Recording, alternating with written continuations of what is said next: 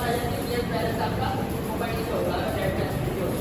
Evaluate concept of treatment for lung disease. जैसे अगर किसी की लंग डिजीज ट्रीटमेंट चल रही है तो डॉक्टर को बार बार पेट में ये टेस्ट सजेस्ट करते हैं क्योंकि वो ट्राई कर सकते हैं कि लंग टेस्ट में इम्प्योरिटी कितनी इफेक्टिव रहेगी। फिर आता है मेजर ब्लड एसिडिटी, ब्लड की एसिडिटी, कोई पीरियड मालूम करना, दोनों अब आप एक्टिविटी का सुना की जो गैस एसिडिटी है मतलब किस अच्छी तरीके से लक्षण है आपके गैस एक्सचेंज हो रही बॉडी में और एक्सटर्नल बॉडी में उससे ज़्यादा जो कि डायग्नोस्टिक पॉइंट। इसके बाद आ जाता है नेक्स्ट पॉइंट बहुत जरूरी है फैसिलिटी स्पेशल कलेक्शन और यूजर सेल। ब्लड का कलेक्शन किस तरीके से हम करेंगे? Correct anticoagulant of artificial blood is average syringe.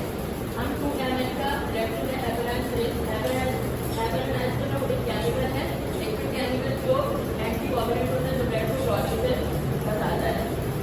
From radioactive हमारे जो फर्स्ट वाला जो चाहिए वो रेडियोएक्टिव चाहिए हमारे जो नमीना से जो लोअर रेंज की आर्टरी आती है ये हमारी फर्स्ट वाला नहीं चाहिए। तो चाहिए इसलिए सबसे ज़्यादा जो ब्लड फिल्टर होता है मतलब ब्लड का फ्लो रेडियोएक्टिव पर बहुत तरीके से आता है। सेकेंड पर हमारी रेडियोएक्टिव होती है। थर्ड पर लास्ट वाली हमारी ट्यूमरल एक्टिव होती है जो थायराइड की होती है। ट्यूमरल एक्टिव जो हमारी लास्ट वाइज है वैसे जो डॉक्टर सजेस्ट करते हैं जो ब्लड टेस्ट करते हैं वो कहते हैं कि फर्स्ट वाला नहीं चाहिए रेडियोएक्टिव।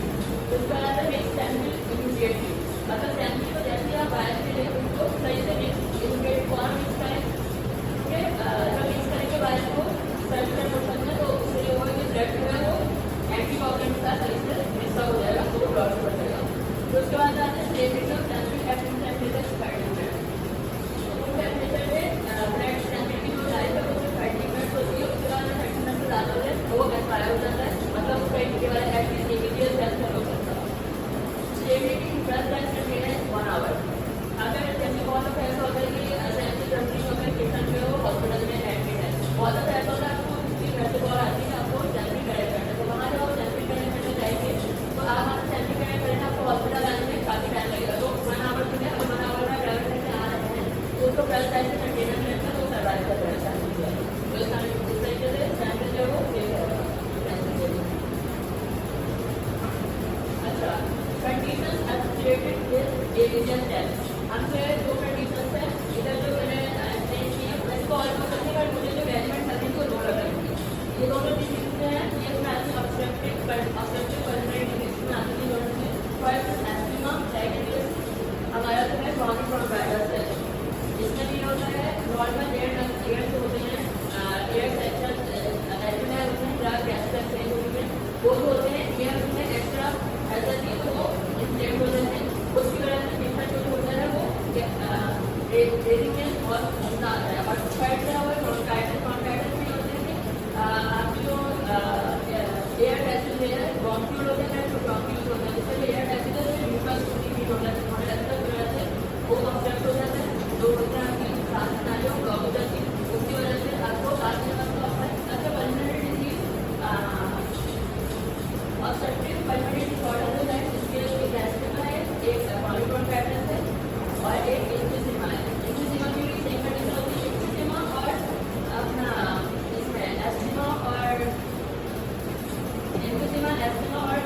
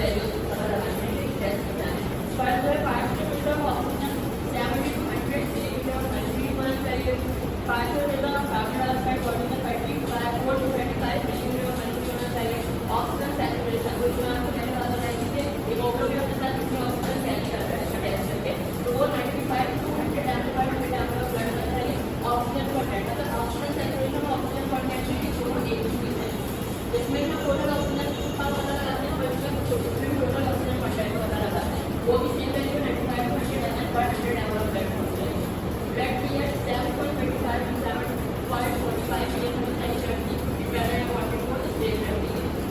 The bicarbonate 2029 330 यहाँ पे आपको देश का सुपर नजर आ रहा है। यहाँ पे एक चार्ट शो किया है जस्ट टू अंडरस्टैंड बताने के लिए कंडीशन को। अगर आपकी नॉर्मल जो 7.25 मिलियन 7.45 तो यहाँ पे कोई भी ब्लड टीएस की वैल्यू अगर तो उससे कम होगी तो आपको कंडीशन भी होगी एसिडोसिस, और अगर इससे ज़्यादा होगी तो वो कंडीशन रहेगी acidosis. Same goes with binding of carbon dioxide. कोई मैकेनिज्म है, कम हुआ तो एल्डोसिस, ज़्यादा हुआ तो एसिडोसिस।